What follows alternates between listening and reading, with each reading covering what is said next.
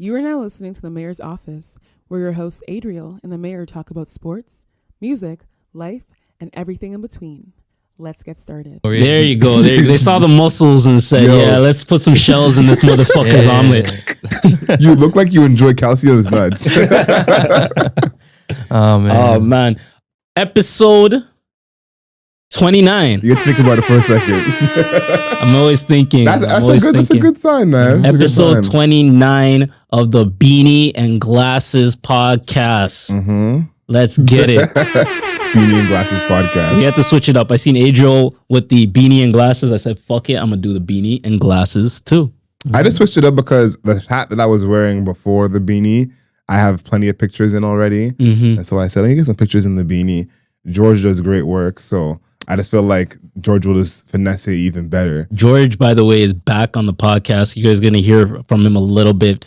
But if you were in the podcast listening area for us at the Mayor's Office podcast, like back when we were in the beginning stages, when we were infants, you probably heard the episode with George. This episode is going to be a lot better. The audio's going to be a lot better. The video's going to be a lot better. It's probably going to be a lot worse, I can tell you that. Hell yeah. So we do have George back on the podcast. You guys will be hearing from him soon, but until then, you're stuck with the three of us, and I'll go first.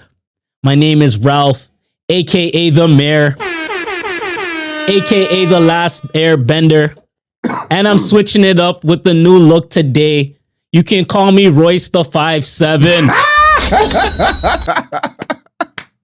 I thought you were going to call yourself Beanie Man. That could be next. That was a good one. You like it? I think the impromptu AKAs, we got to bring some of those back, depending on what's going on in life. Because we had the Rasta Santa.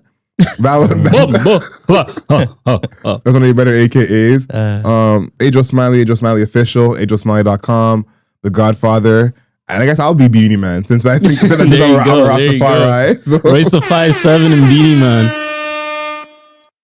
You can go ahead, man. Oh, okay, yeah, it's all you, buddy. I gotta get better at this. Where I'm like waiting for them. Like, should I go? Me and Chris is looking at each other like, I'm like waiting for the cue. Yo, let's get it. I like that you guys are really friendly, but yo, it's Chrissy in the cut. 1990 Studios, Stack Sad Words, and we're here for another episode of the Mayor's Office. I'm happy to be here.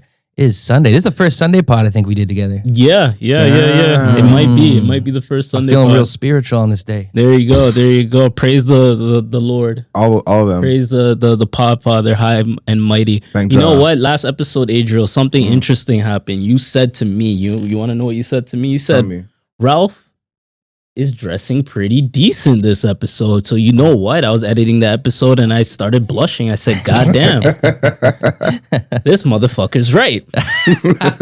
So you know what I did for the first time in my life? I bought a turtleneck. Oh, bought a turtleneck. First time in my life. I have plans for this turtleneck later on in the week. We'll be discussing that shortly, but I just wanted to make note of that. I'm starting to go buy some clothes now. This guy said, I have plans for this turtleneck. I just can't leave that alone. No. Plans for this turtleneck? You on road with this turtleneck, you know what the plans are for. You got plans for it. When you picked that up, like, did you like pull it off the rack and you're like, yo, I know what this is for? Yeah, I knew exactly. You had an occasion for it. I knew the exact day I'm going to really, really wear it. Yeah. And I knew the occasion I'm going to really, really wear it. So this is like the warm up, you know? This is the warm up. The pod is the warm up. That's why I got George to pull up. He's going to be taking pictures. So you guys might see the turtleneck on IG very soon. You feel me? Turtleneck season. Yeah, I think what you're saying with the turtleneck and buying more clothes for this year, me is going to be wearing the loafers. I wore them yesterday, Chris saw, but I'm going to be wearing the loafers more. You guys linked up again without me? Twice. God damn.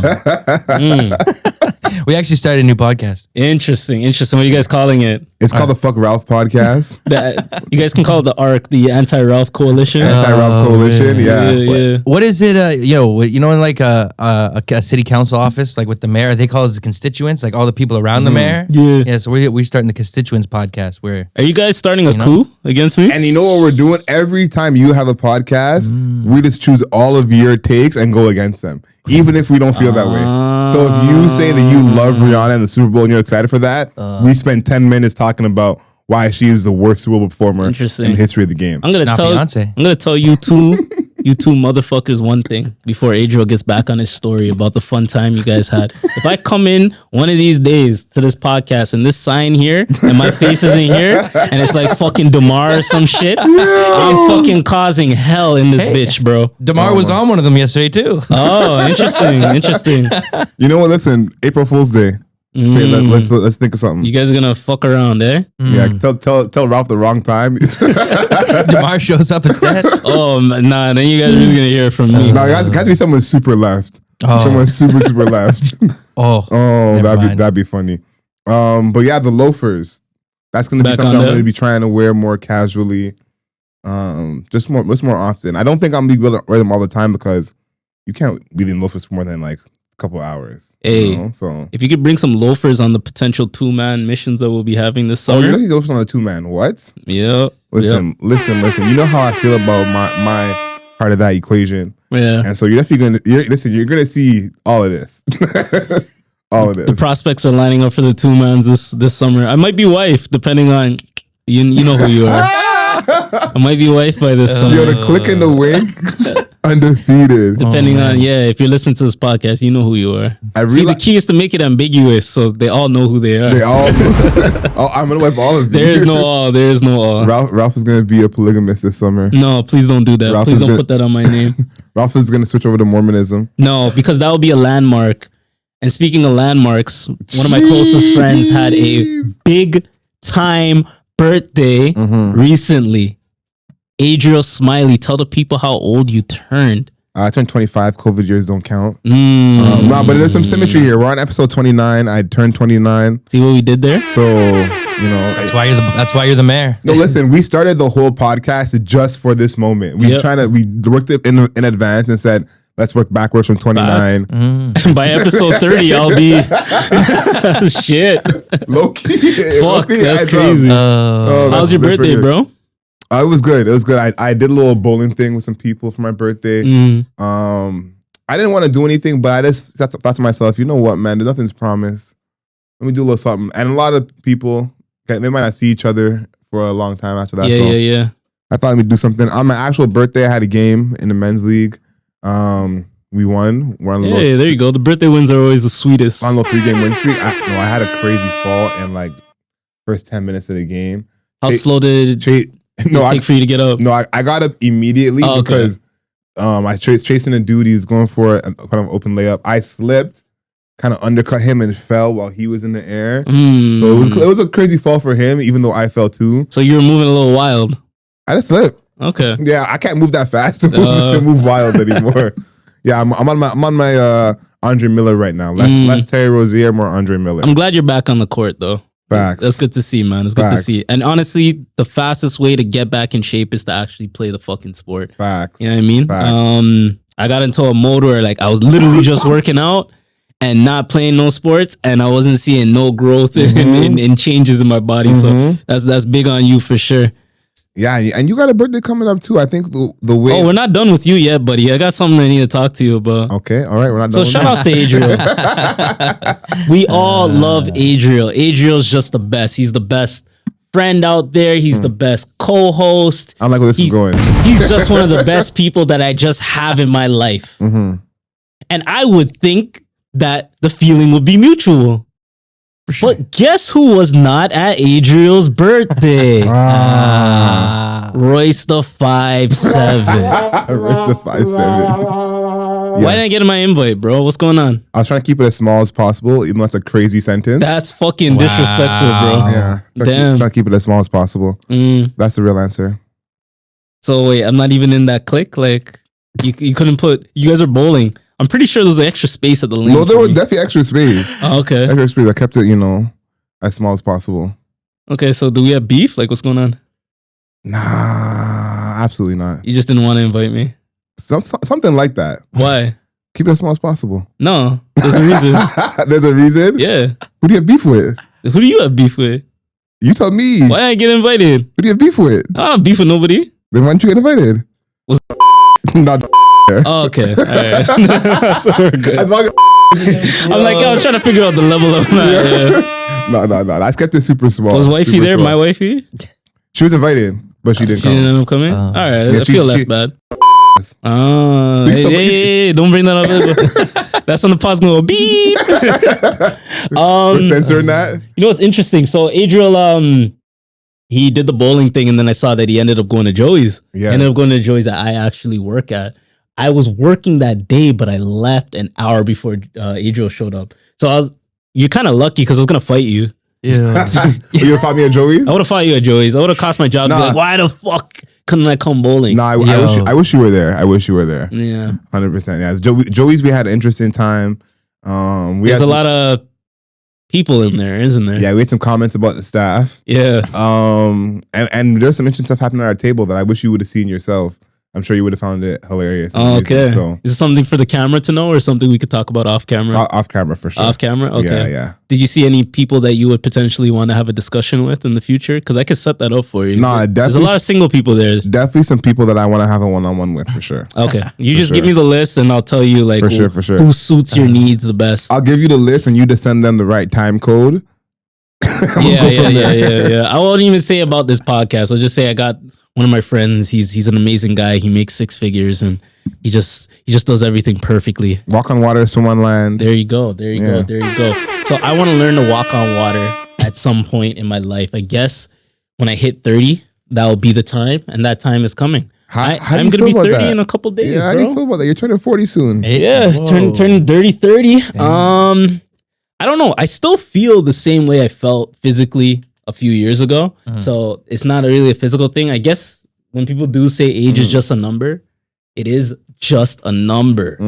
But I do feel the same. I'm not going to co-sign that sentence. My libido is still the same. My energy is still the same. My vibes are still the same. And I still have the same group of friends around me. I think what's going to possibly change, if anything, is when people start asking you your age. And you have to now say that you're 30. Because no one, since I've turned 29, no one has asked me my age. Yeah. And I got to be like, I'm 29. People ask me before my birthday and be like, I'm turning 29. But no one's been like, how old are you? And I'm like, I didn't mind telling people I'm 29, but that is something I thought about, especially like being single. I'm going to like talk to new people, new women and stuff. And they ask my age. I feel like I got to figure out their age first before I answer. Before you say you're 30? Yeah. Because then I could be like, I'm just a little too old for you. And instead of me saying I'm 30 and then she says like I'm whatever. You know what I mean? So that's something I definitely. That's a switch that happens. That's a good tip. I hope everyone's listening to that. As you get older, you got to find out their age first before you'll just have your age fly out and you'll just say it right away. As you get older, you got to be like, how old are you? And then, okay, I don't even need to tell you how old I am. I know. You have a nice day. Yeah. Take care. Enjoy yourself. There you go. But 30's coming around the corner. Gonna do a little guys vibe to Montreal. Adriel's not invited. The circle's a little too. You feel me? So we're just gonna go to the museum and read some books and see some architecture. Allegedly. Yeah. Maybe check out the ballet. That's all I can say. So allegedly. No, but it's gonna be a wholesome vibe. In all seriousness, I know some of my friends' girlfriends are potentially listening or watching. Allegedly. Yo, those are the ones that go harder. The ones with. Maybe I should. Hey. Okay. Listen, that's a good example of your code switching king. Code switching king. Actually, I posted the other day. I'm gonna put code switching on my resume. I saw that. Yeah, and the thing that I thought about because of that was even at Joey's, we had a party, we had a gala, right? So I'm in there. Joey's not super corporate or anything like that. It's a fucking restaurant. You know what I'm saying? I'm working with a lot of 22-year-olds, a lot of 23-year-olds and stuff. So people are active. People are comfortable a little bit earlier than you'd find in a corporate setting. This youth gets hired, right? My nigga is mad comfortable. Drinking. Everybody can see he's on a little vibe. He's doing his thing. He's a young youth, whatever. Cool. So I go to get a drink at the bar. So the youth is near me and he's like, yo, what's up, fam? And then from that instance, I already knew where the fuck this conversation was gonna go. Put his hand out, said, what's up, fam? Oh, dap you. Yeah, I'm like, what's good, bro? No handshake. Right? Yeah, straight for the dap. So I already knew what the energy this guy was on. So dapped him, cool. He's like, yo, what's your name? I say what my name is, you know what I'm saying? He says his name and shit. He's like, yeah, I just got hired out here, dog. But yo, there's a lot of things out here, bro. I'm like, nigga, you don't know me, nigga. Yo. So now I hear this. He's like, yo, it's good to see another nigga out here, bro. There's not a lot of niggas out here. Yo, I stopped and I looked around. I'm like, yo, nigga, we're in the middle of all these you need to shut the fuck up. If you want to talk to me like this, let's go over there, bro. But nigga, you're blowing my cover, bro. Let's go over there. Code switch. Yo, I'm screaming. Yo, my nigga, yo, it's good to see you, my nigga. Nah, bro, I'm not your nigga, bro. I can be your nigga over there. So that shit pissed me off, bro. Something that all you youths have to learn is when to code switch, when to turn off that your outside voice when you're inside around all these other people. And I joked and it's but it's just people in general, bro. In general. If you don't know people at work, don't move like that. especially if you're new, and this is an environment where it's kids, yo. It's gonna be a lot of cliques. You know what I mean? Everybody's in their early 20s, a lot of cliques, a lot of people talking about other people and whatever. You don't want to be that new guy that everybody's talking about. No way. When I came in, I know it's a part-time job for me. That's not that's a temporary thing for me. Like I like the fact that I'm there for now or whatever, but it's a temporary thing. Here's my thing with it. I try to not say as much information about myself that's unnecessary.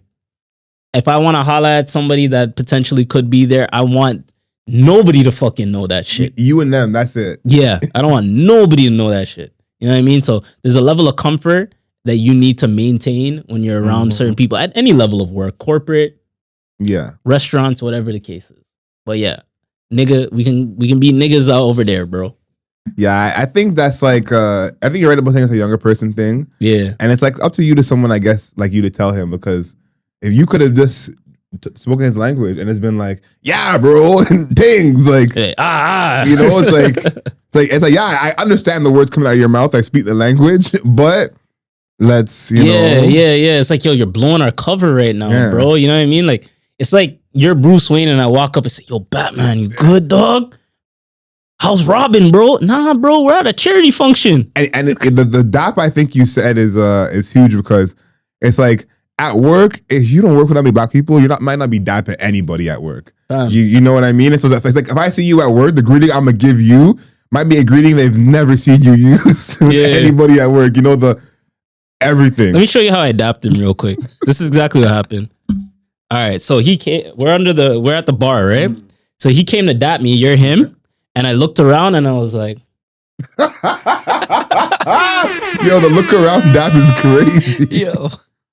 I said, Nah, because you don't want to take it there. Like, and that's the thing is, I think you're right in what you did. What you did was commendable in being like, yo, like, I love the energy, but let's just, because I work with people like that too with my YGs, and I gotta say, like, I get it. She's absolutely stunning. Yeah. But, you know, we just gotta... I mean, you've been there. You seen. You were only there for... This guy came an hour before they fucking closed. Yeah. And you already seen a few prospects that you find engaging. It's Joey's. You know what I mean? This is a gala. There's all these women are in their nice dresses. Makeup's nice. There's a lot of beautiful people. You know what I'm saying? I can understand your energy's high. Calm the fuck down, bro. It's okay, man. You'll see them tomorrow. You'll see them tomorrow. Yeah, that's the thing too. I think also as you get older, like, you don't gotta just get romantic or get physical with every woman you see you find attractive. You know, Facts. like it's like woman. That's the thing. I think as you get older, and this is coming from someone who's friends with a lot of women, you can see a woman who's attractive and be like, you are attractive objectively, but I don't need to get involved with you. You know what I mean? Like, I don't need to get involved with you. So sometimes it's one of those, like, you could leave it at that. It's like, okay, she's cool. It doesn't need to be on we don't need to Rico Suave all the time. I've been proud of myself recently. Like, if I post a story or I post something engaging. Like a thirst trap? I posted one today too. That's the crazy thing. But if I post a story or something like that, actually, I'm gonna get George's opinion if I post thirst traps or not. But we'll get there later. George follows me too. Oh, okay. And Adriel's been saying for weeks. Adriel's been saying for weeks that I post thirst traps. So George follows me too, so he'll be able to put his 2 cents in. Let me see today's thirst trap. I thought you were like running your thirst traps by George. Like, hey, no. Before you post it, like yo, George, I need to pay for some shots right now, like for thirst traps for later. Okay. So when I do post and a female that's super attractive likes it or sends it like a hard eyes or whatever the case is, I'm proud of myself in the sense that I'm not just like trying to go for the attack anymore. And I feel like that's something like the old Royce the 5'7" would have done. He would have been right on it and say, "Yep, this is me. I'm ready to go." Yeah, I would have been like, "Oh, she wants me." But no, that came with maturity for me to realize, like, yo, she's just probably just sending a like to send. Okay, yo, let's take that off the camera. The niggas on Spotify are wondering what the fuck's going on.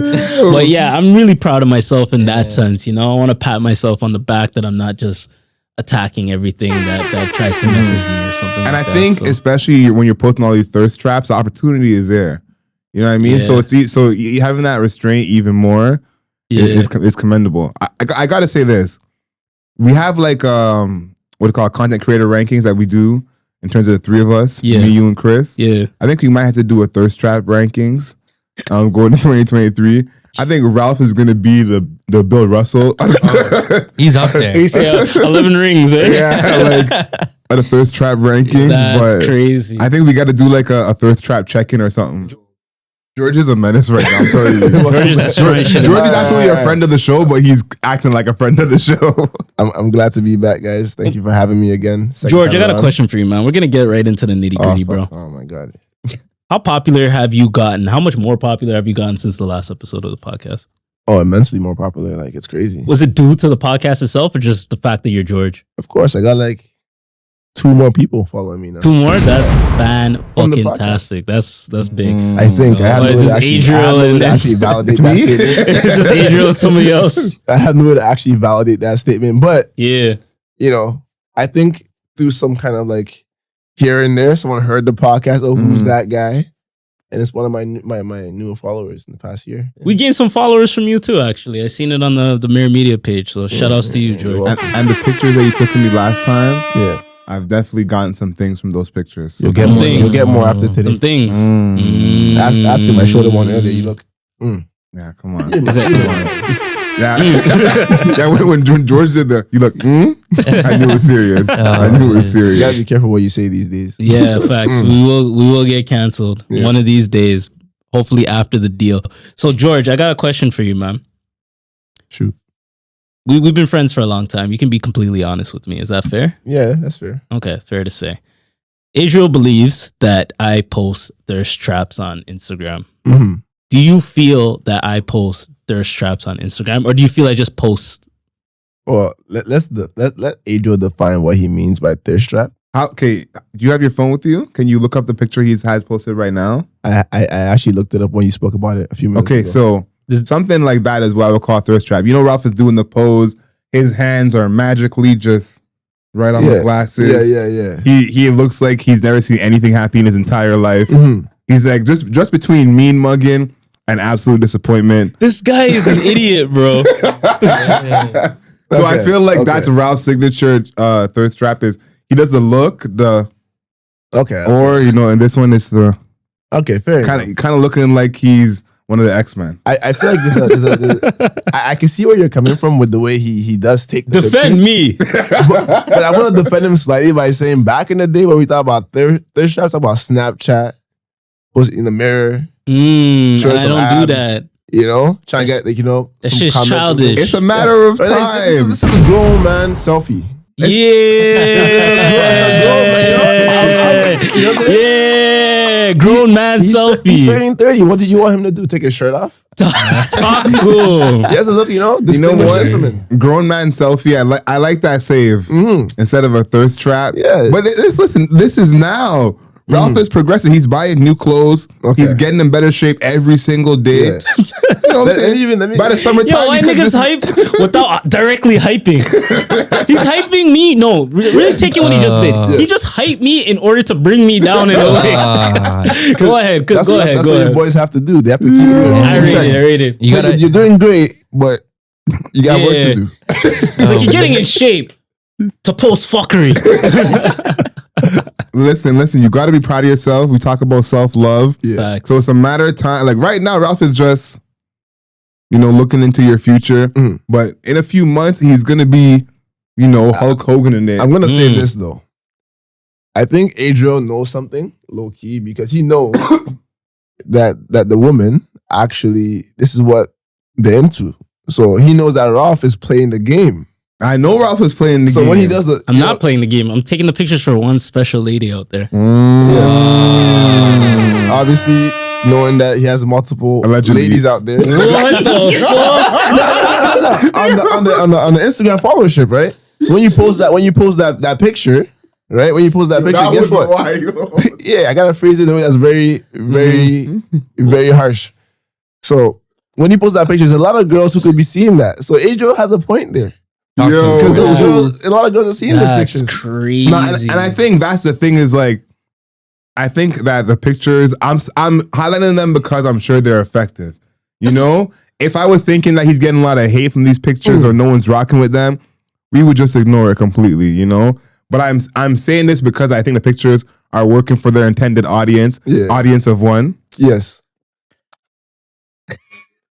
Closed captions for the podcast. Closed captions for the podcast. Adapt each other as they, you know.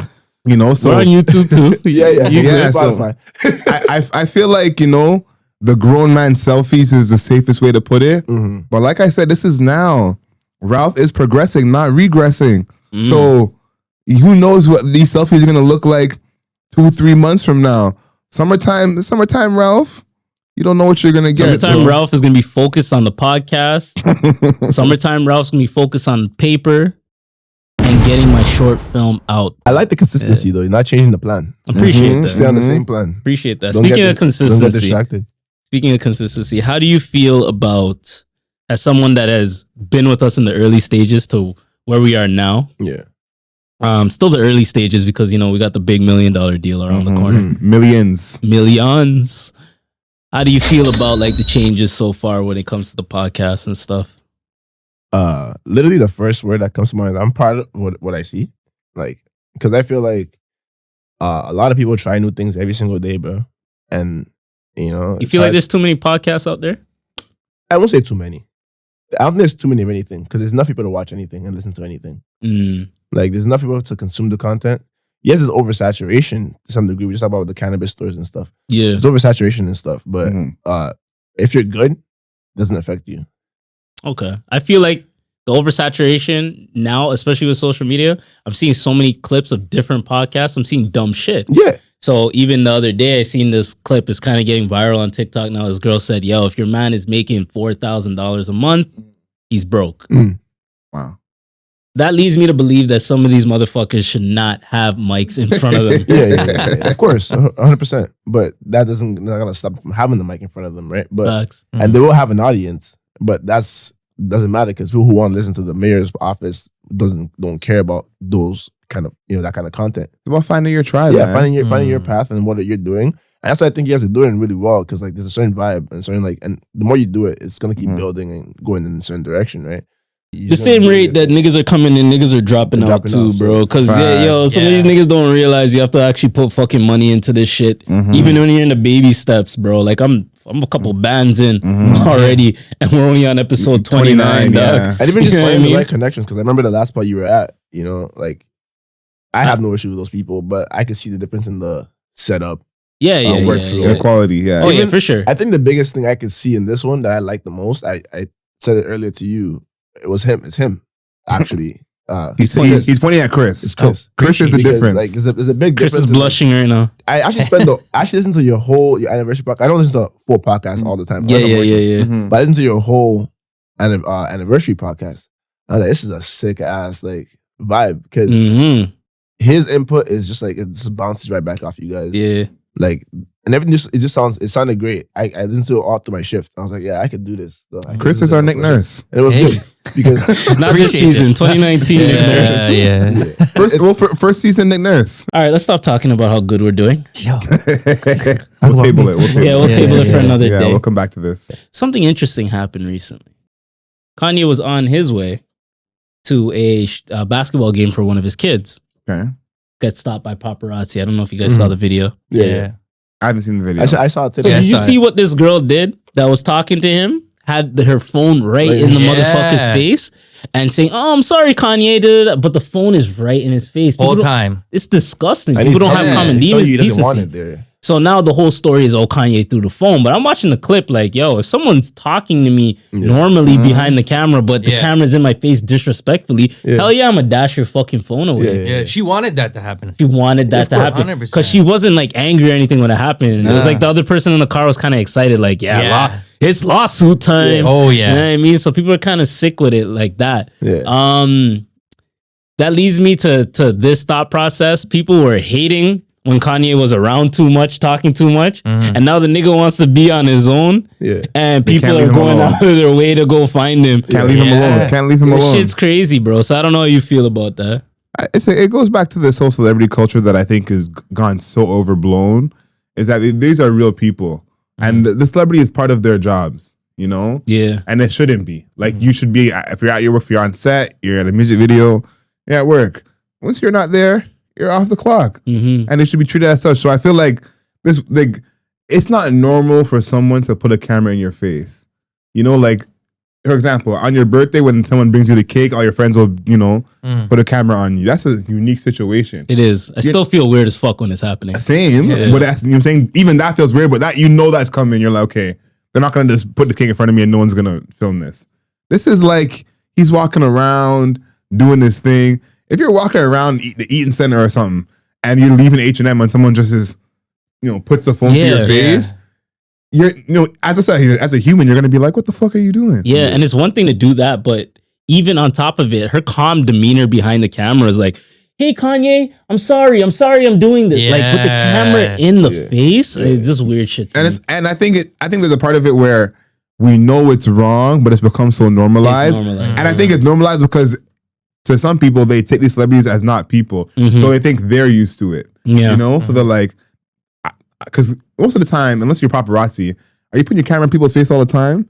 If you see someone, maybe like, you're not putting your camera in people's face all the time. They assume that person deals with it all the time. Even like it's okay. I could just say this, like, if I took a picture of you right now, you probably wouldn't say nothing. If I was recording you right now from this distance, you would not say nothing to me. If I pull this camera 2 inches from your face while I'm talking to you, that's bad disrespectful. You're really gonna be really annoyed with me, no matter what I'm doing. Like, even if I'm doing a shoot for you, I'll tell you, I'm about to be really close to you with this 35mm, 24mm lens, because I gotta be this close, but you're really far from me. It's so imposing.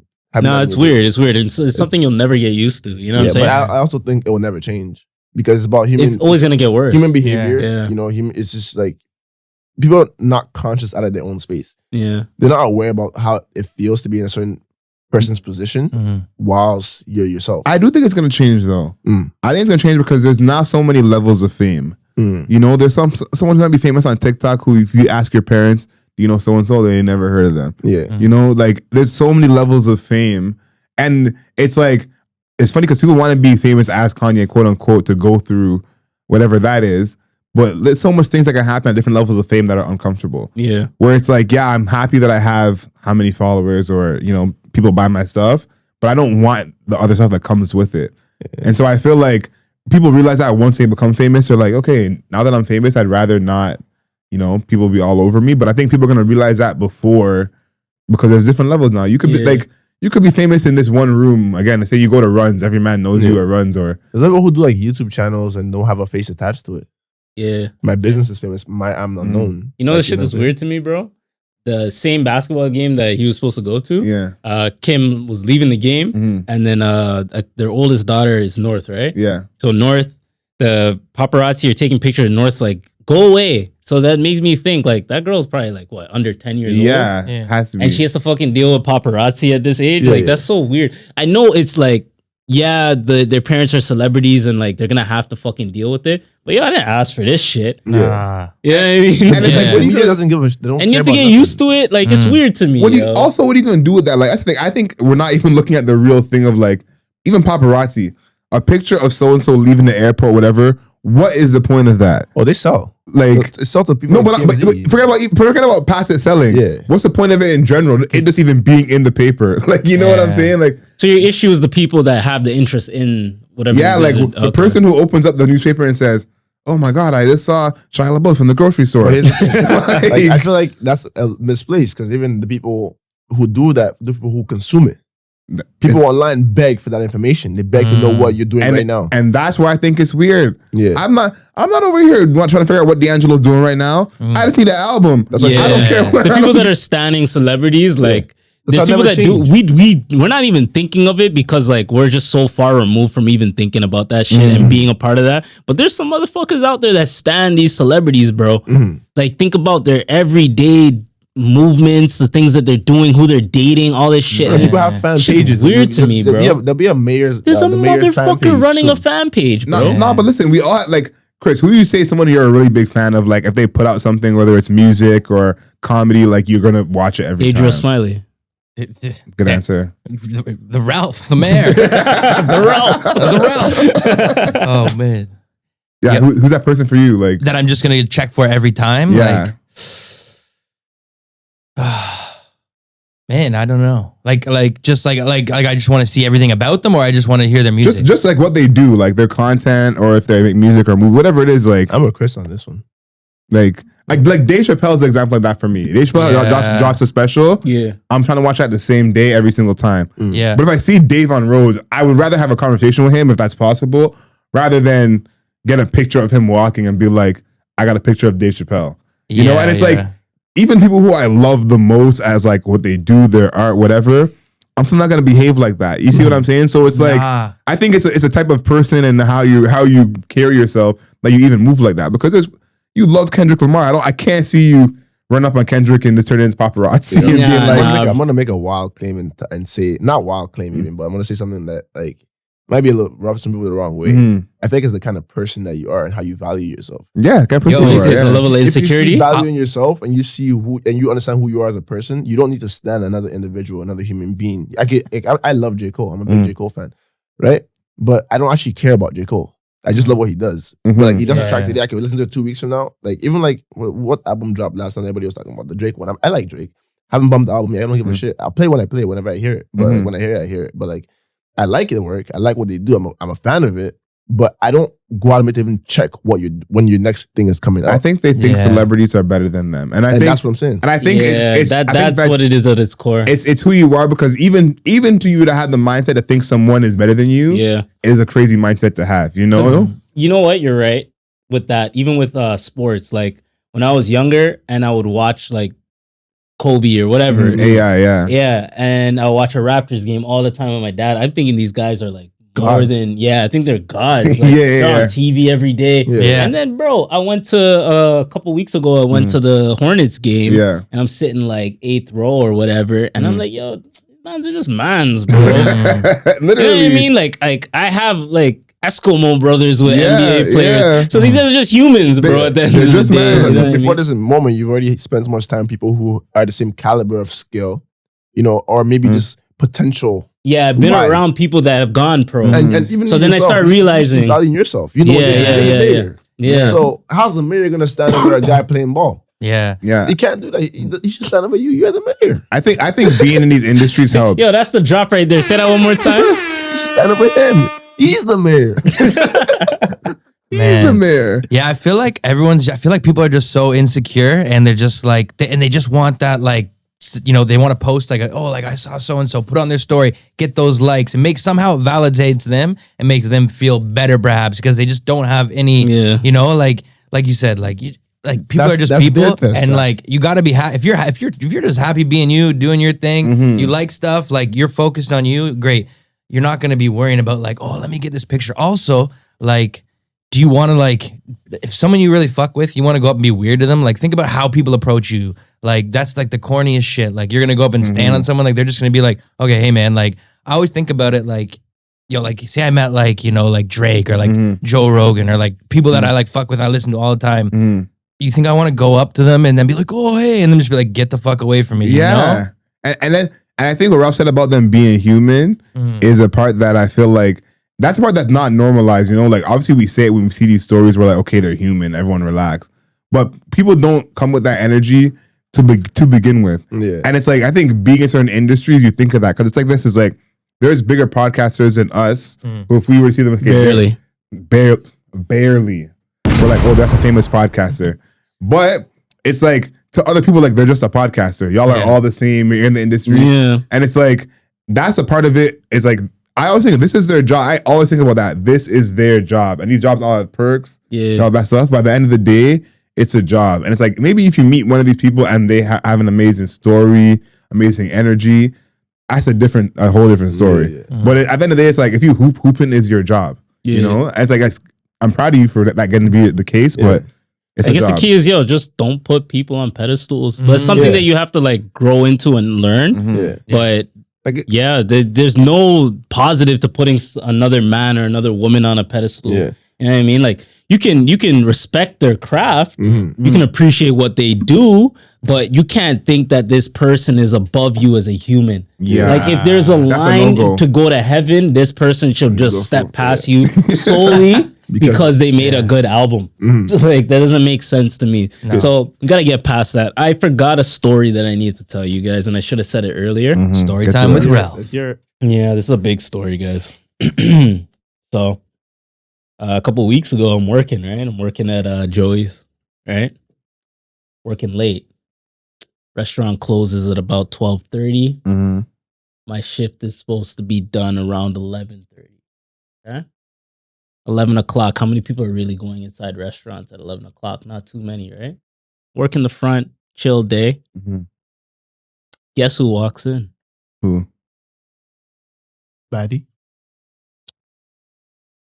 My ex walks in with another nigga. Oh man.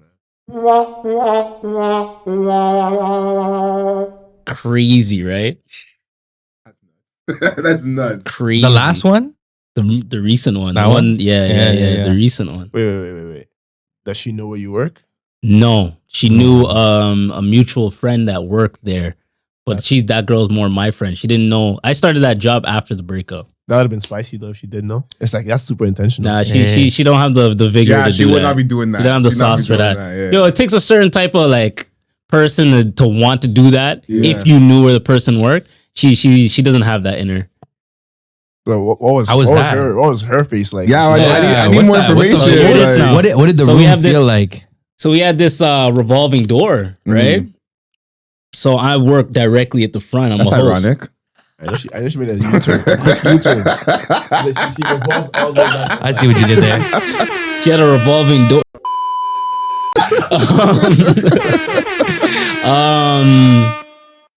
Yeah, so we have a revolving door, and funny enough, so the guy was ahead of her.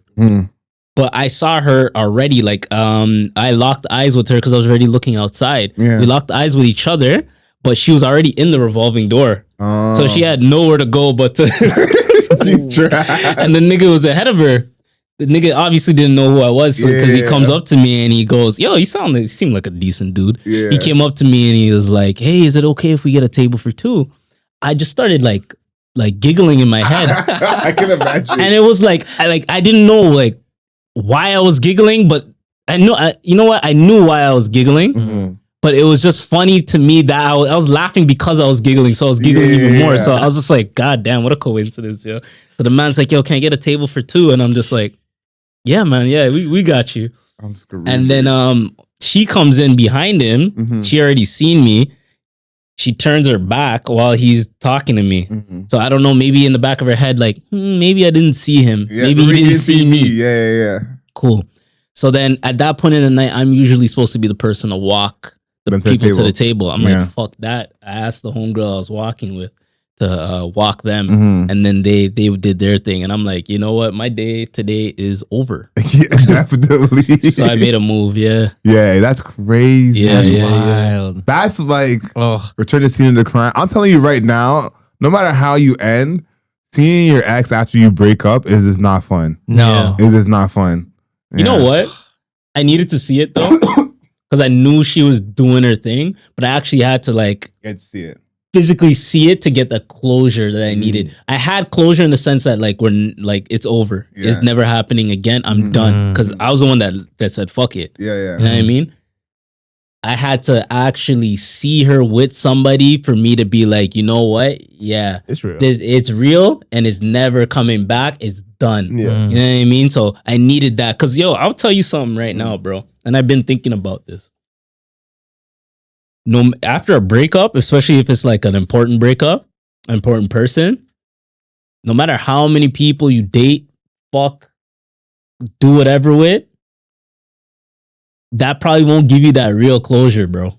Facts. So no matter how many people I was talking to afterwards and whatever happened the case physically with me and whoever I'm talking to, it was like that closure triumphed all the other shit. Everything you did before. Yep.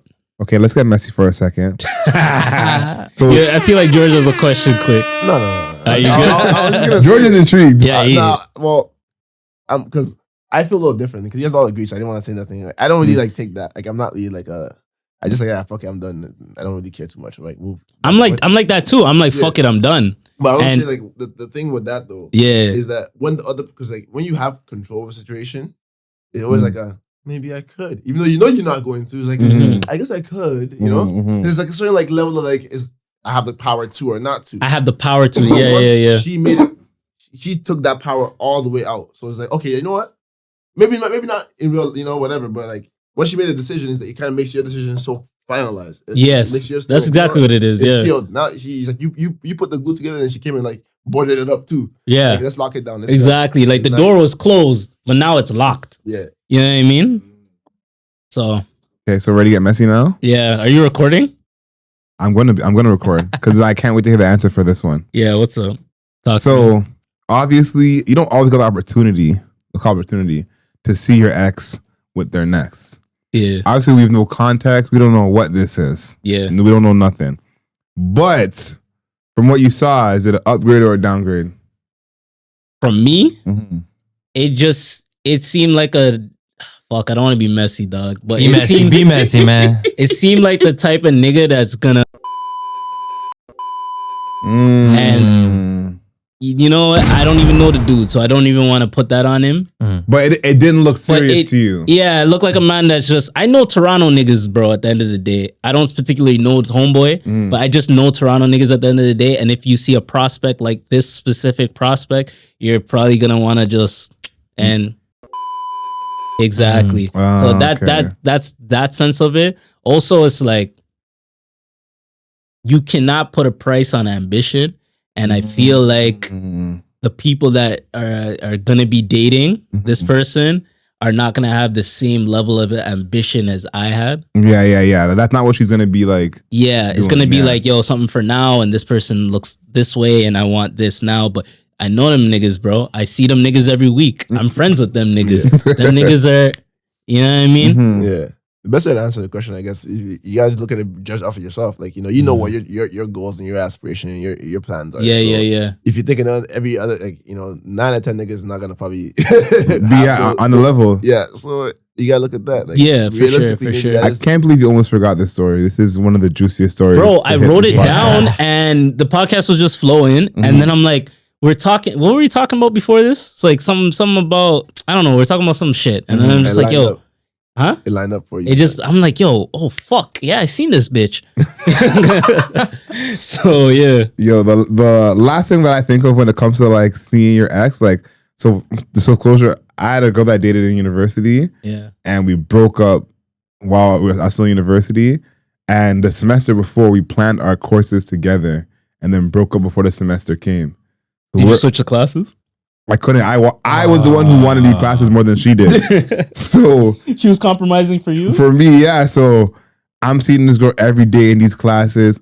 And obviously you have some of those moments of thinking like, I wonder what she's doing and, all that kind of stuff. Yeah. For you to get to see it, like straight, that you don't put a price on it, bro. You can't ask, you don't have to answer no other questions ever again. Yep. You see exactly what it is. Yep. And especially... that to get that closure right away, because you said about you don't care. I think it honestly is more helpful sometimes to see them at least one time, sometime, whatever, to be like, I know. I think so because you know how you feel when you see them. Like, my ex I haven't seen since, and my friend's having a party coming up that she's probably going to be at. It's going to be a story for the pod, but I don't want to be with her at all. But I don't know how I'm going to feel once I see her. So having that moment of like. I can see you again. We're like, you know what I'm saying? Yeah. If I see you on the road again, next time I see her, then I'm like, yeah, this is like dead. Like you're. That's it. I said, yeah, after he said that, like, I really agreed. I didn't really hear what he said. He's like, okay, like, yeah. Yeah. Nah, but it was just some interesting shit, bro. It was just a coincidence of it all. You know what I'm saying? Like, you're coming at the umpteenth hour at the restaurant. The umpteenth hour is crazy. You know what I mean? And I'm here that day. I'm barely ever there. Yeah. I think I work maybe 10 hours a week there total. Yeah. You know what I mean? And you just happen to catch me. Yeah. It's very weird. Did she say anything? Or no, of course not. No, she just looked at you and kept it pushing? No, she doesn't have the vigor. And that's the thing I think too is like, if my ex is with someone and that person sees me most of the time I assume they're not gonna say nothing. Yeah. That's my assumption. I assume she didn't say nothing either. No. I'm assuming she just was shaking in her boots. Yeah, but ate her food in silence. But most likely the case. But I feel like if dude sees me, he's gonna be like, that's where you're coming from, eh? You know, which is like you gotta put a little fear in the heart. Like you gotta put a little extra fear in the heart. I wasn't even vindictive like that. You know what I'm saying? Plus, I'm at work. You know what I'm saying? But you're not used to doing it by being there. You know what I'm saying? Just you being there, seeing what it is. Like if he knew that was him. Yeah, if he knew. Yeah, I don't know this dude from a can of paint, and I don't care to know this dude from a can of paint. Yeah. So, and you feel like because just not to air your background, but like. Because you kind of made the decision to kind of do, separate it anyway. Like when you run into them, you're not like, you know what I mean? Because you're the one who knows, like, I needed to leave this anyway. So it's like you're running into them, you're like, I don't really care. Exactly. You know, it was never a sense of like, I care that this person's out with somebody. Yeah. It was like, I'm glad that I seen it now. Yeah, it reaffirmed everything. Because I seen the person on apps. Yeah. You know what I'm saying? So I'm like, and we're broken up. Like, you can do whatever the fuck you want to do. Yeah. You know what I'm saying? So, like, it was that. So, it wasn't the fact that I seen her with somebody. It was the fact that I finally got a chance to, like, actually see her with somebody. So, I wasn't upset. Oh, my God. Like, she's dating. Mm-hmm. No, I got to beat this shit out. But I knew she was dating. Yeah. You know what I mean? So, yeah. Man. That's crazy. But such is life, you know? Damn. That's a crazy one. I should have started the pod with that. Coming into the restaurant when you're at the front, like, I think. At the front. I think just seeing is like, okay, you're walking by, you know what I'm saying? At the front is like live and direct. I gotta write a screenplay on that. You guys check coming 2024. Jeez, Colton. Man, the only thing worse I could think than that is, I was dating this bird back in the day. And you're dating this bird. Beep all the bitch, burb. Sorry. Hey, I don't know. Is that not good to say? No. I'm gonna beep it. You know what? Podcasts to me are more interesting when shit gets beeped. Yeah. Because then people are thinking, what the fuck did they just say? Yeah. No, but anyway, continue. Nah, it was like, so I was dating this chick, whatever, messy, whatever. Broke up. She was away at school, come back, run into her. And then I run into her with not just a guy, like one of my pretty good friends at the time. Damn. Not a clue. We're literally like local bar. Like everyone's home at the holidays, right? Like, small town type shit. And then just look over and it's like, walk in. Didn't even realize we were together. I talked to the guy. Yeah. And he was just being weird. And then I see them sitting down together after. I'm like, yo. Damn. You know that man was dirty macking before to get her. He was calling you a nice little guy. Oh, it must. I will say I did get my get back by the end of summer. Jeez. So if and to tell you the truth, me and that guy are friends now.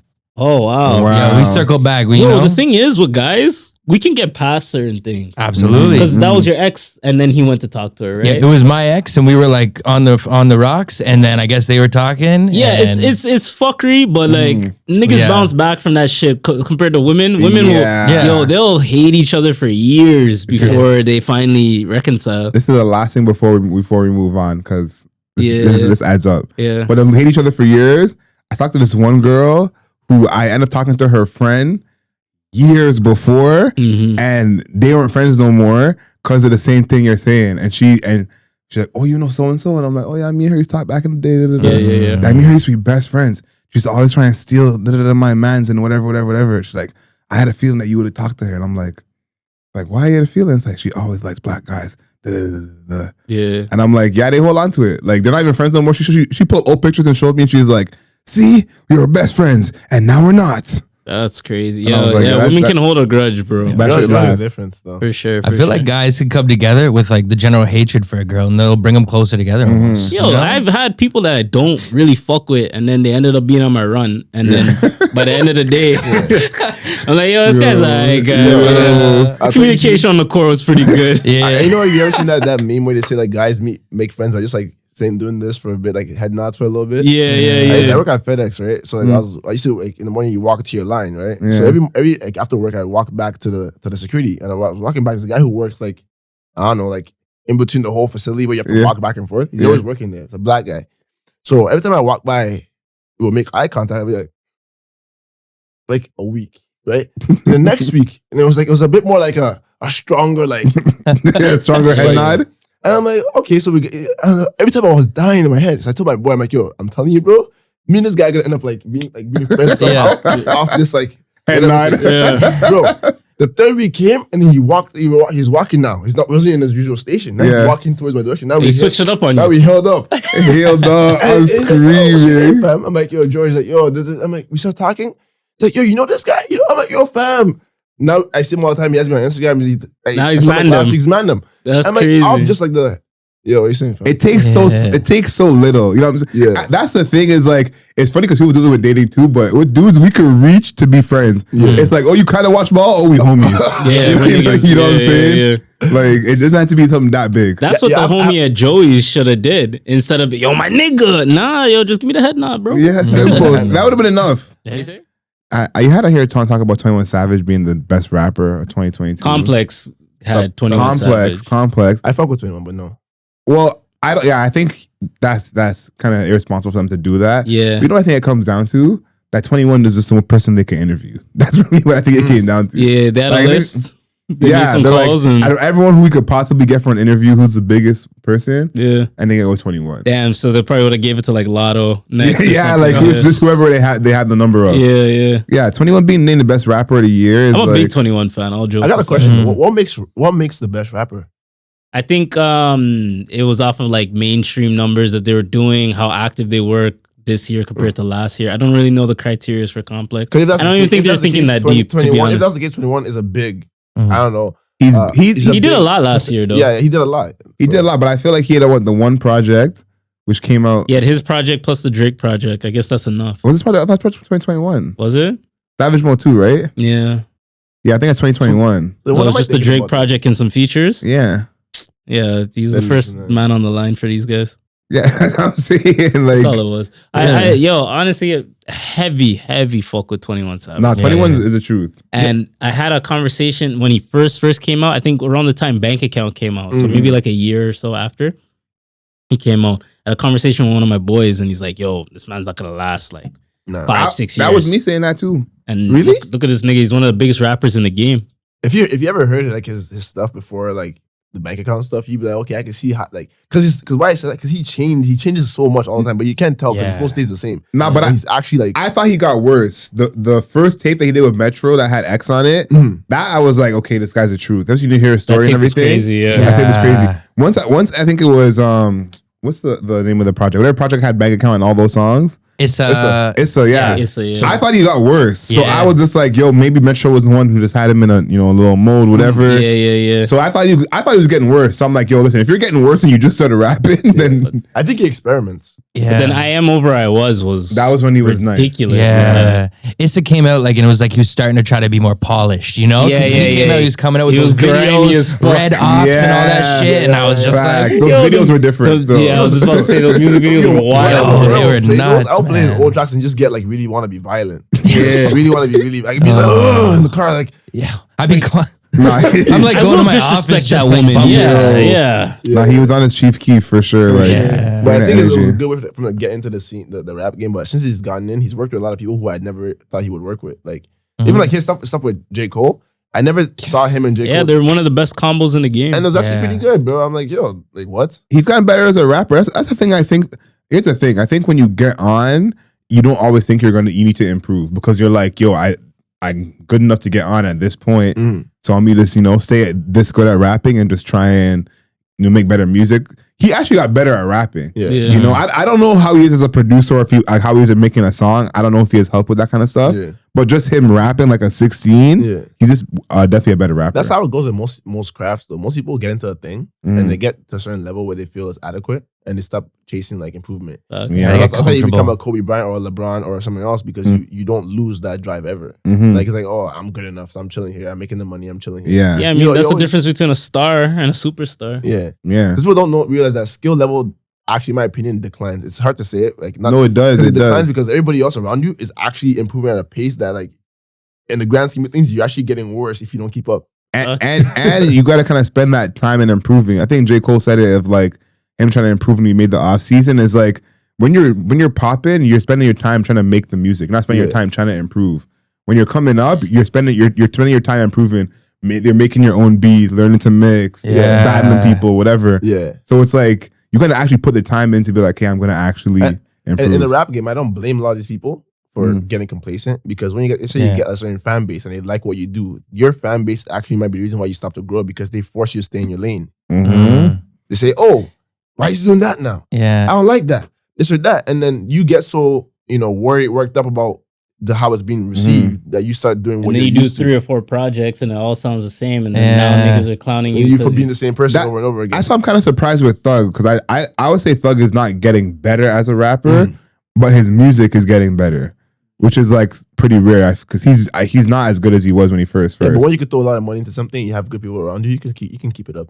Yeah. Facts. Free Thug, by the way. Yeah. Facts. Free Jeffrey. Yeah. Yeah. Definitely got Freedom and Thug looking defeated in the courtroom. I seen the picture. Yeah, that I don't know. This Thug being the one to go away, like of all rappers. It is what it is. Yo, my thing too. Everybody's like, what'd you say? It is what it is. It is what it is, man. Yo, Rico's a Rico at the end of the day. The man committed a crime. He committed a crime. I don't want him in jail though. No. I believe if you're gonna do a crime, you should know about what can possibly happen to you in certain things before. I mean, we can say that about a lot of things. Of course. That's why I don't like because in the game in everything that we do in real life, right? Like there's consequences to our actions and stuff. And I'm not gonna say like, yo, I know, like I said earlier, I don't know nothing about this actual people life, what they do, the actual case and what's going on and who's guilty and what's not guilty. I don't know what it is, but I always like to say like, let them deal with it. Yeah. Like if it was me in the bin right now, I'd be dealing with it. Nobody gonna say free George. You might say because you know me. Yeah. But half the world don't give a shit about me. So it's like, yo, he will deal with it. He has enough resources if he needed it to beat the case. And our free hymns will not free him. Yeah, I just think it's rough, especially when people come from that and they get put on. And it's like when T.I. and Lil Wayne were in jail in the mid-2000s. It felt like every couple of years. And you're like, yo, y'all are at a place now where you don't need to, you know what I mean? Like y'all are past that. So that's the part that hurts for me is like, it seems like, not he hasn't changed, but you know what I'm saying? Like he grew up with that. Yeah. And now even though he's a millionaire, successful. Because it can't be past it. It's hard to be past it. Yo, I feel like he wasn't even like defeated in court. I don't know if anybody had to deal with court cases or had to deal with trials. But yo, sometimes you're in that mother for like 8-10 hours. He's just tired. They just captured it. And then, I think he was just bust, bro. Like no food sometimes. No, in fact, you just be in there. Like, and you're just in there, plus, bro. You really, in honesty, you don't have a lot of power in the courtroom as the person. Yeah, you literally just sitting there and just waiting for conversation that half the time you don't even understand what the fuck's going on. Yeah, your lawyer's handling your business for you. You know what I'm you're saying? just there for the face, just for your face. Yeah, you have to be there. Yeah, nigga probably just felt like, yo, I need to fucking sleep right now, bro. Yeah, I've been in court so many times where I want to fall asleep, bro. Literally. Yeah. For the music, I say like I would love to have some Young Thug music back, and honestly, I love like from halftime to that was gonna be my next question. Is like, is Young Thug gonna do the like, Max B route, whoever of like he's putting out music in jail, the Vibes Cartel, because now first Thug has money, one, and two, the technology. These dudes in jail have TikTok, so it's like. Thug could really have you seen some jail videos? Niggas are living good. That's what I'm saying. So it's like better than me, bro. Thug could really put out music like consistently while he's in jail. Do you think that's what he's gonna be doing? Yeah, especially if he gets a long sentence. Yeah, for sure. He has enough money too. His money's long enough. Yeah, people who get long sentences, like that's the thing. Is that if he gets a long sentence, they usually what they do is they end up living like that's their home. So they end up turning that to like reality. For sure. And if that's the case, he probably would. I mean, R. Kelly got a tape out. Why can't Thug? R. Kelly got a tape out? Yeah, he did still. No, what do you mean? He got a tape out? Yeah, he put the tape out. You didn't hear about this? They took it down, but he put a tape out. Yeah. They took it down? Yeah. What was it called again? He made a jail tape and they took it down? Yeah. I can't remember what it's called. I mean, I guess you can never free from that pedophilia shit, I guess. You can't free up from that one. Nah, take down R. Kelly's tape. Take it down. take it down. No, I think Thug might be the most prolific like jail rapper we ever had. He's up there. What about Tory? He's gonna be. You forgot about Tory's in jail. Damn, the Thug Tory tape would be crazy. I'm not even gonna lie. Joint collab. Yo, That collab would be the wild. Thug Tory tape is nuts. The Thug Tory tape is nuts. That actually would be a top Nobody 10 snapped tape. at that. That'd be what? A lot of bars. You guys are crazy. Get this guy a contract. Take down this podcast. Yo, Chris, get this guy a contract. we're not showing him the right respect. Yeah. That was good. The Tory Thug tape. Nah, I feel like Tory probably will put music out when he's in jail, but I just wonder how is he gonna promote that? You know, because like I think when Wayne was in jail and he put out some stuff while he was in jail, but he recorded before. I feel like it'll promote itself through social media. Remember, we're in the cloud era, so like Shade Room and shit's gonna want to like repost, etc. But for Tory, I feel like what's gonna happen is if he comes out saying this is my side of the story, this is what really happened. Well, it's like, he will. That's true. He will on the track, and that's why he will. If he goes with that approach, we're gonna want to hear what he has to say, and but that will sell it for him. Maybe he can't. Maybe because his case is something he just can't say. Because I'm sure that he's gonna be trying. He's gonna be trying for. If you call me guilty, some kind of parole. I'm talking about everything, anything. I'm already guilty. What am I afraid of? But I don't think he's been sentenced for how long, right? So he's probably still probably. For now, yeah. I got a question for you, Adriel. As a connoisseur of music, I always like to ask you these types of questions. Are you listening to a song by Meg Thee Stallion featuring Gunna? I'm screaming. Meg featuring Gunna. They'll get one listen. Yeah. I think everyone will get one listen from me just to see what it is you're doing. What if they drop a tape called the YSL Lanes? I'm screaming. Meg and Gunna dropping a tape together. Nah, any new Gunna is not gonna get the respect from me. Yeah. I'll bump it. What? You're gonna bump it? I'll bump anything, but I don't give a shit what you're doing. I was never a big. If it motivates me enough, I'm bumping that shit. Gunna's past his prime to me. Like the best Gunna was Drip Season 3, all that kind of stuff. One was hard, bro. But we talked about that last episode. Now, Wanna has some tracks on it. No, but listen, up until Wanna, has some tracks on it still that I'll bump. Past Wanna, you gonna have to really. But here's the thing. I don't know none of these guys. I don't have no. He didn't send me to jail. Yeah, it's crazy to say, but it's like we're moving with such a moral high ground. Yeah, and it's funny because I saw this post that someone said like, again, say Gunna has family, kids, whatever, and he's gonna go to jail for not being part of this at all. It's like some of these dudes might not be checking on his family, none of that, make money for his family, and it's like, mind you, I don't know none of these guys personally, so me riding so hard for Doug or Gunna either way, is like I can not like what he did. I can be like, yo, that was kind of whack to me. Yeah. But riding hard when it's like, I'm not gonna look after his family either. It goes back to the thing we were talking about earlier about standing people, right? Like I'm not standing nobody. I'm not a crazy fan of nobody. But the reason why is because I'm not so familiar with your life and what's actually going on in your life. So I don't think I'm gonna have a place to say, well, he did snitch for sure, or he said this thing, or he did this to that, or this is what he should have done for his life. I have no idea what he's going through. So you do what you're doing. If the tape is fire, I will listen to it. But just another disclaimer, I've never played a Gunna tape in my life. Yeah. And I don't know, I can list 3 Gunna songs for you. If you listen to the very popular one, I would say, yeah, I know that track. Yep. But I don't give a shit about Gunna. But if it's a good track, I'll bump it. Do you feel like some people too just say what they think people want to hear? So they're like, yo, everyone's like, fuck Gunna, like blah, blah, blah. And everyone's like, they all just want to be part of the cool club, right? And it's like, kind of like what you said. It's like, and like what you're saying too, it's like, we don't have connections with you people. He's got a family. We don't even know the full situation. We know that surface level thing that we see. We're not in the courtroom. We're not talking to these people, but like then you'll have everybody forming these like opinions and like standing so hard on them. But it's like, what do you really know? And like, how is it affecting you personally? It's a cloud chasing era, bro. Yeah, like you want to be part of the club. Yeah, exactly. Everyone moves a goalpost for themselves. Yes. And I have no problem admitting that. I remember I did an interview about this thing that I was a judge for. And I told the person, I said, I'm here for my bias. As a black straight male, there's stuff I'm going to see that they're just not going to see. So the whole point I'm on this panel is for my bias. And people guys just accept their bias because I'm like this. We're going to have moral high ground who we're not going to support. At the top of the list is Cosby and Kelly. You know what I'm saying? If we're having moral high ground, it should just be a no for them. And if we're going to believe that Tory's guilty, abusing a woman should be right under that. But the high ground moves to, because Gunna snitching on Young Thug is not matched to, you know what I'm saying, raping and abusing women. Yeah.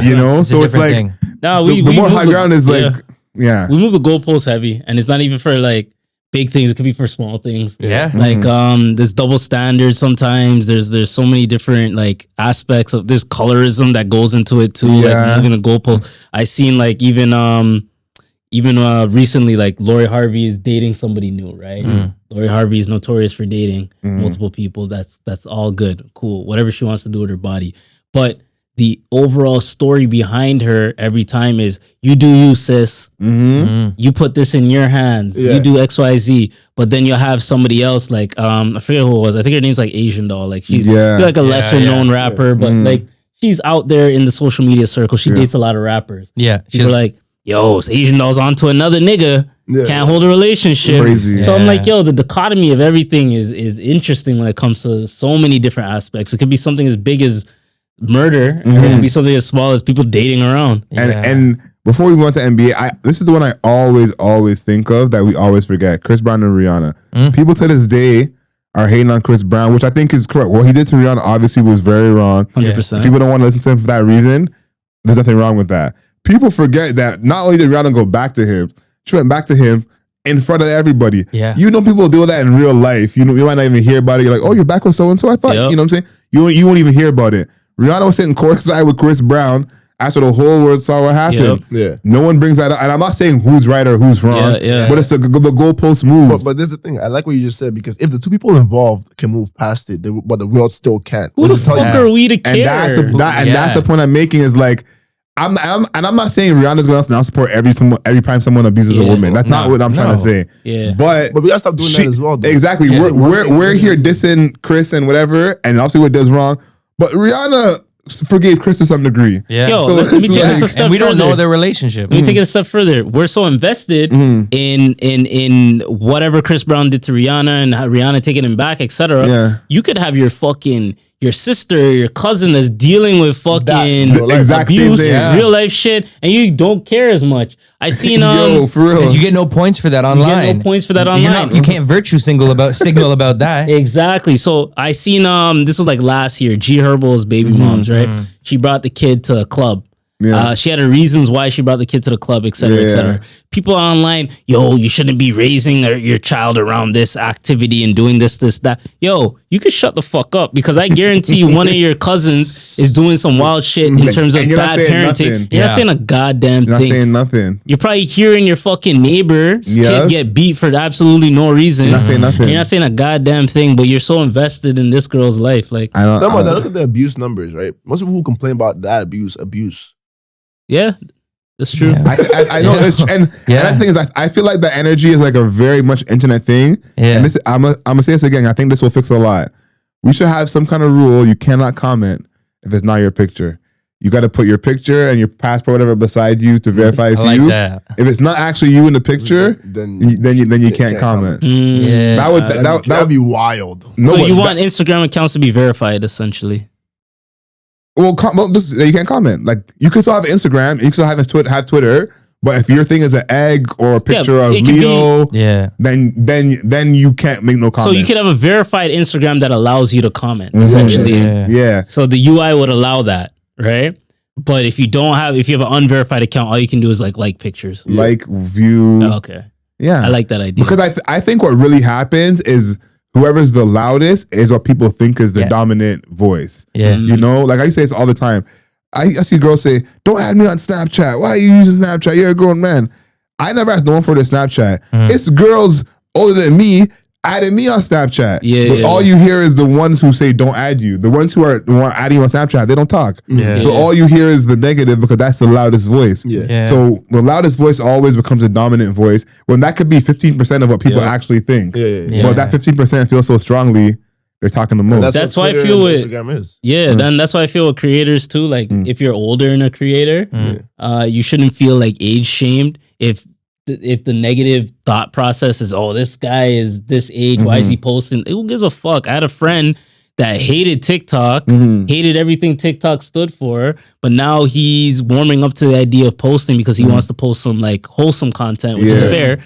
But at the same time, if you have this negative like perception of something, like, oh, I'm too old to be on this app, yo, bro, you're gonna kill your own blessings at the end of the day. You can't listen to what other people think, whether it's like being ageist, colorist, racist, whatever. Like, whatever the most negative dominant thought is, it shouldn't affect your day-to-day thought process. Yeah, definitely should not. Yeah, it's not the worst thing in the world to not be liked. Like, you know, there's a lot of niggas that don't like me, bro. Yeah, like that's the thing. It's not the worst thing in the world to not be liked. Yeah. And as well, we talked about this before. The people who are canceling aren't people who are watching. Whenever it is that we might get canceled, it's gonna be from people who don't even watch the show. Oh, they'll come in. They'll come in one episode, hear the wrong thing, take out of context, run with it, and try to label you as that. Come back to this episode 29. Whenever that happens, come back to this conversation. Like, oh man, they call that girl a bird. Yeah, they look for like one clip, man. It's always the loudest. Fucking Stacks Edwards. Yo, hey, bitch. Honestly, you can't really be afraid of the cancel, man. Nah, because like I think one thing we're losing is the ability to feel like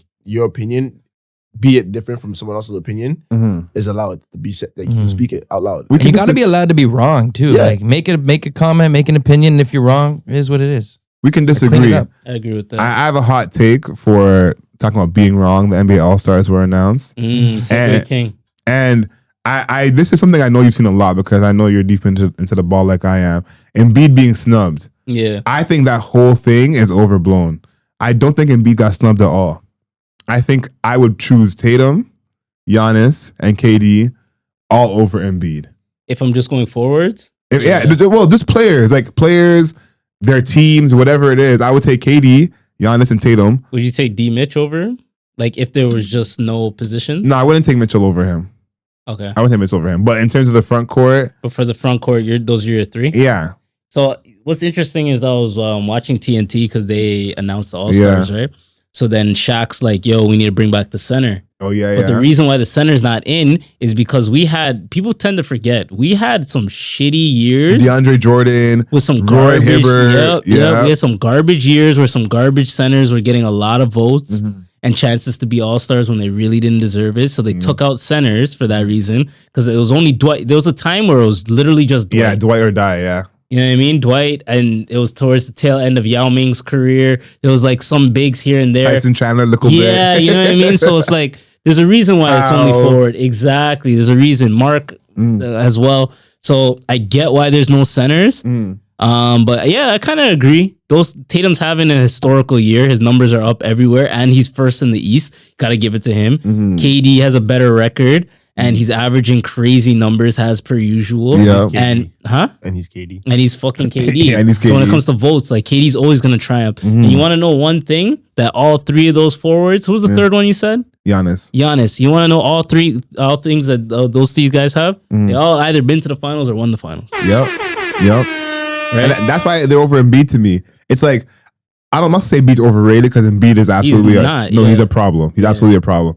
But to like be upset that he's not above these guys who, again, been to the finals, won the finals MVPs. Like, look at the guys you're saying that you're mad about. You know, it's not like he lost to Pascal Siakam, no offense, but if Pascal beats Embiid in the front court, then you could be a little upset. You know? You could be definitely upset for sure. Yeah, he'd be pissed.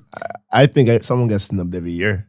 Year. Someone gets looked over because there's so many great players in the league that deserving of that spot to be there. And I think the thing that was different with Embiid was the fan vote. So like you can't really control what the fans think. Yeah. The fans are gonna see what they see. At the end of the day, like Philly, they're a good team, but they're not an amazing team. I'm gonna take Boston if I had a choice to watch either of the two in terms of who's gonna go further in the conference. I'm gonna take the star power of KD and Kyrie, obviously, and Giannis is arguably the greatest player in the world right now. Think about like what do the fans want? They want a show. I don't want to see you back me down and post up and dunk on me. I want to see you like at least in the East. KD shit. Those are three guys I want to see in the All-Star game. Yeah. If I'm an 8-year-old kid and I had the choice of those four, Embiid's probably the one out in terms of who I'd want to watch. And I also think it's crazy that everyone is so upset about who starts. It's like you're still all-star. Yeah, it's like if you get, to me, I think getting chosen last is worse than not starting.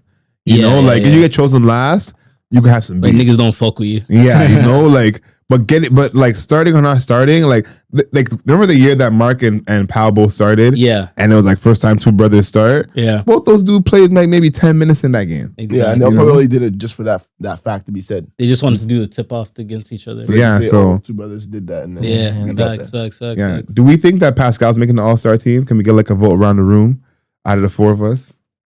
Yeah. He's putting up all-star numbers. That's not what I asked. So we'll come back to you. First disclaimer, I don't watch enough basketball anymore to say anything that's particularly going to be important to you. But I feel like if it comes to Toronto, they can make it happen. Yeah, I'm biased, so I hope it happens.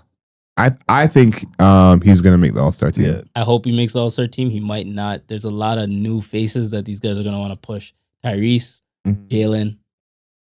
I feel like Pascal is one of the most accomplished players from the East 100%. In the last few years. Championship, 2 All-NBAs. Yeah, he was All-Star starter. All-Star starter. But I think if he does make it, Pascal has a chance to be picked last. Who's picking? Is Giannis and LeBron. And LeBron? Maybe Giannis will take him. I can see Giannis. Yeah, I can see Giannis. LeBron's not taking him though. Yeah. LeBron's not taking him. Nah. LeBron's I was on Lakers. Not taking another on the All-Star game. Facts. Yeah, I feel like he could be picked last because I'm trying to project who's gonna make it. The full team. Yeah. And there's a lot more guys with a bag now than Markkinen might be last, actually. Markkinen is definitely not getting picked last. You don't think so? I think Markkinen was 3rd in the player vote. In the player vote. For front court West guys. Yeah. So the players are rocking with Markkinen. So yeah, I think Pascal is probably picked last. I'm still picked. I'm trying to get this OnlyFans girl on my podcast, but I don't know. Yeah. Yeah. I went to my. How much is she a month? What's their thing? Yo, I don't know. I haven't I don't know how much she makes, but she was also in like Toronto's like top 20. There's like percentages. Yeah, you gotta be no jumper to pull that one off, man. I feel like every time I see a girl have OnlyFans, she's always in the top whatever percent. I just want to like top whatever percent is huge. Just want to get in their head, just like see what. Yeah. Have you been following her specifically? Nah, she's like friends with my brother. Like I've known her like I knew her from high school. You know her? I know her, and I'm not friends with her. Like she's friends with she used to be good friends with my brother, and then just like went off like the deep end, but like what if you asked her to be on the show and she's like, you have to subscribe first? I'd subscribe for her to go on the show. Just to be that's some money in a friend's pocket. Yeah, that's a good thing. Yo, you know what's interesting? And I realized this like as I've aged. I could like deal with a girl that's very attractive, like. But if there's a girl that I grew up with, I want her more. That's me too. Because it's the bit of the nostalgia and the fact that like, I just want to like. Yeah.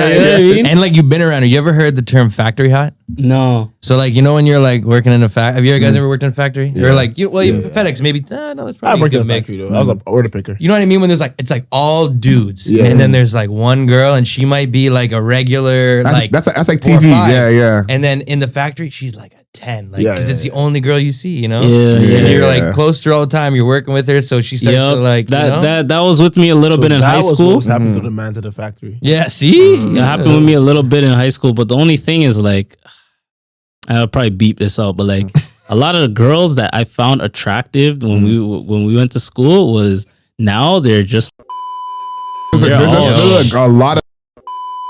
Like, how you peaking at 15? Yo, that was crazy to me. That happened to the man them too. Yeah, happened to a lot of man them. I don't feel like I peaked, to be honest. Yeah, I don't feel like I peaked in high school. I definitely glowed up, I would say. I glowed up definitely after high school. You know, it's trying to hit my factor point of your ego being built too soon. Yeah, that's another thing. When you well, this is just my way of rationalizing it. But I feel like when you're, because you know what your ego is, right? Who you think you are. Yeah. You know your mindset. When you're a bit younger, all that like reaffirmance you get from your friends. You're so cool. You're so high. You're so dope. You're so this and that.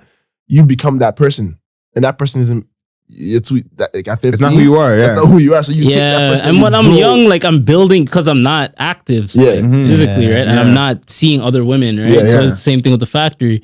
So because they're the only people I'm seeing for years on years, that's they're building up in my head. So, yeah, bro, I'll look back on some IGs from people I thought were back in high school, and I'm looking at them like, oh my god, they were like 15 too, and they weren't even all that. But at 15, they were like, oh shit. I was like, whoa. And those are the only ones you're around too, because you're in high school. Like you don't have that, like the Factory 10 thing. I think is the biggest thing because it's like. It's the surroundings too. It's like even in high school, a girl could be getting hyped up by everybody, and so you're part of the hype. You're like, okay, everyone thinks she's sweet. She must be hella sweet. Yeah. And then the Factory 10 thing in TV, we used to say if a girl has all her teeth, she's a 10. So it's like that's how low the bar is. That's like shit. You're like, just all the teeth. That's a criteria. There's just no girls. Like there'll be 2 girls, and one will just be like straight average as hell. Yeah. Other one is like, what are you gonna call your fans? My fans? The mayorettes, the constituency, like the civilians. Wow. The mayorettes. It has to be something mayor related for sure. You know what? Let's leave it up to the listeners. The staff. Call it the House of Commons. I like the staff. Yo, the staff. I like the staff. Yeah, yeah. But we'll work on it. We'll get something like the nice. Staff, and the house. Yeah, it's not just for the mayor. It's for all of us, right? It's not just my face on this thing. It's yours too. That's facts. But I think and it's perfectly symmetrical, which shows the 50-50 in this relationship. We're not gonna Joe Budden it. I mean, you guys keep having all these secret meetings. Well, that's a secret. Well, we just want to see the Excels, man. We Yeah. just want to see the accounting. There's a lot of negatives in there. Yeah, you guys definitely don't want to see that. We actually put ads on the pod recently, so the pennies are coming in. There you go. Literally you the pennies. don't stream in. Oh my god, 0.04. Fucking nothing, bro. I looked on that shit. I saw 25 cents. I actually listened to your non-rap suggestion of the week. Yeah. Before we came on. How are you feeling about it? I liked it a lot. I like the direction you're going with it. It made me step my. Maybe I don't know how you're gonna feel about this next one, but this one has a lot of like thought in my heart. I kept it with Kill Bill, but the song's called "Twisted Nerve." Let me just pull up who does the song because I actually never listened to the original. Bernard Herrmann. So pretty much, if you ever watch Kill Bill, there's a scene where the bride is in the hospital and she's like comatose, and then I forget the girl's name. She's the one with the eye patch. She's gonna go kill her, and she starts whistling, and then it's like, I love it. So I'm like, yo, where the fuck did this song come from? And they actually mastered and mixed it just for that, for like that movie. Like it was so tough for me to actually find it. Yeah. So I ended up finding it like unedited and everything. So yeah, Twisted Nerve. Yeah, I thought of Chill Bill. Chill Bill, I was about to say, you guys, Rob Stone, yeah. 2 damn phones. Yeah, Babylons can't crack the code. Yo. Yeah. That shit was hard. Last time I went to listen to Rob Stone. I wonder what he's doing. Bam, that's the only Rob Stone track I know. Same, video and everything. He's somewhere in Florida just living. I think that's where he's cool from, right? Mine is from the Deftones. I heard this song again for the first time in probably 17, 18 years, something like that. Like it's been forever. RX Queen. This is probably the most like heavy rock song that I've put on this. But the song's an absolute banger. All right, we'll put it on the list. Chris. I am gonna go with actually a suggestion. Adriel, you put me onto this yesterday, and when you guys met with we met in our secret meeting. Okay. Anti-Ralph and it's the Black Seminole for Lil Yachty, the first track off his new album. Man, I was cruising home yesterday. Got a nice vibe before I left. Put something in the air. I was feeling good driving home and just like. Yo, totally. I got like when you said just like think Pink Floyd, like psychedelic rock, like that kind of flavor, all of that. Yeah. Have you listened to the new Lil Yachty? No, I heard he's like shifting the culture a little bit. This is a really good album. It's not rap at all. No, not rap at all. Yeah, it's like the Tame Impala, Pink Floyd. I'll listen to it tomorrow for sure. There's lyrics or is it just he's lyrics. Oh yeah. He did it. He did it well. Like so far, I'm about like halfway through, and I like the guitars in it and the different synths and the way that you just the processing. Even the way he did they did his vocals are different than all his other shit. So different. Like did you like even like those couple tracks? Like it feels like they're like taking it and they're like putting it in the back and like adding like it's cool. No, it's like they're over compressing it. It feels like and how his voice is so wiggly. Yeah, I'm actually more impressed at how they kept this. Is that the technical term? I'm sure it's not. I'm sure it's not. But I'm impressed how they kept it under wraps because Daniel Caesar's on it, Justine Skye, Mac DeMarco. So he has like a lot of like people who are kind of more authentic in that space on the album. But it's like, how did no one say nothing this whole time? Like that's impressive because he has a lot of people on it. Yeah, because. When you hear it off, you're gonna be like, how did Yachty do this on his own? I'm listening to it tomorrow for sure. Monday's like my kill my emails day. Nice. Yeah, that's gonna be my time for sure. This probably is one of our best non-rap suggestions. I feel like we're up in the bar for sure, every week. And I made a mistake last episode. The the person that your friend recommended to me. Their name is No Such Thing. Oh, yeah. Okay. So you messed that up. So I just wanted to, fix that for you. He's not that deep. Yo, we gotta do a super cut of all the kisses and winks. Yo, all around kisses, man. Chop that Just up, back to dude. back. It's all over the place. Yo, But yeah, since we're super late in the pod, I'm excited. I'm gonna try to set up a date with, and we'll see where that goes. listen, we got our fingers crossed for you. Yeah, just don't dirty mac me. Just do the opposite of that. Clean mac me when you talk. Man said clean mac. Yo, what's a clean mac? I need It's to the know. opposite of dirty mac. Yeah, that's true. No, I'm always gonna gas it up. Everything he said about the turtleneck and the dressing without the after, without like the negative part. Just like, yeah, he's been working on his dressing and he looks good. Yeah, there you But go. don't say, oh, wow, he's thirst trapping. Yeah. No, I always gas it up. She listens, but she doesn't like Doesn't make it that listen. far? Listen. Yeah. Listen, I'll tell you this. Here's the thing that we forget.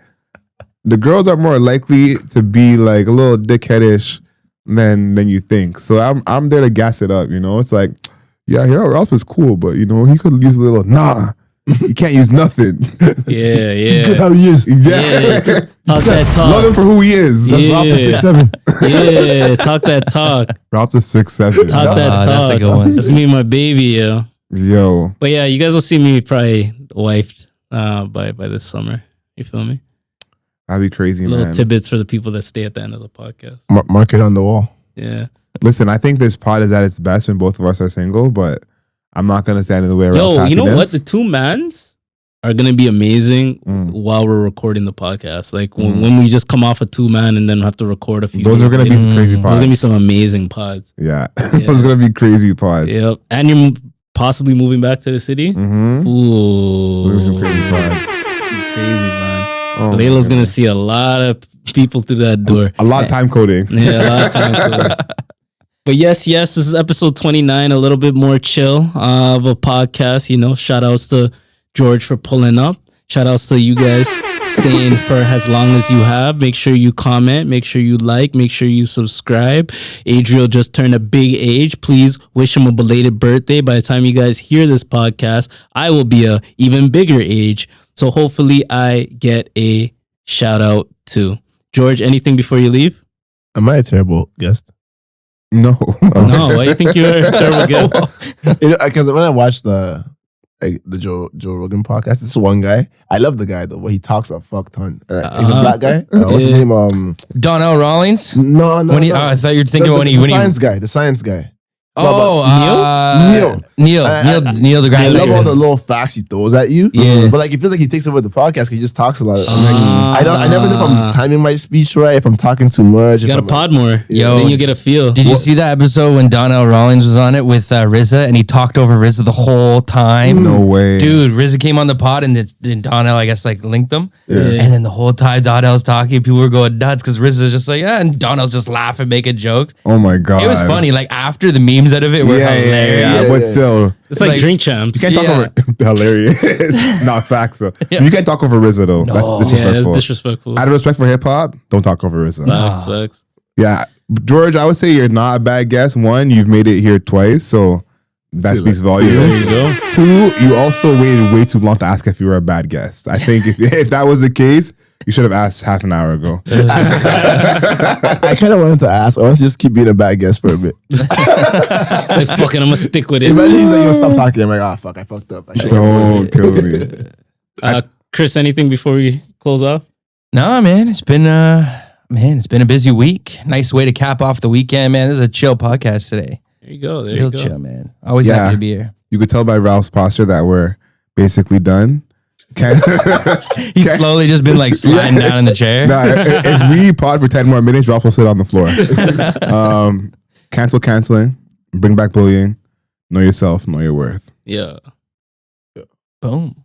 That was actually a fucking fire ending right there. Bring back bullying. I support that. Thanks for listening to this episode. Please subscribe to us on YouTube, Spotify, and anywhere else you can play podcasts.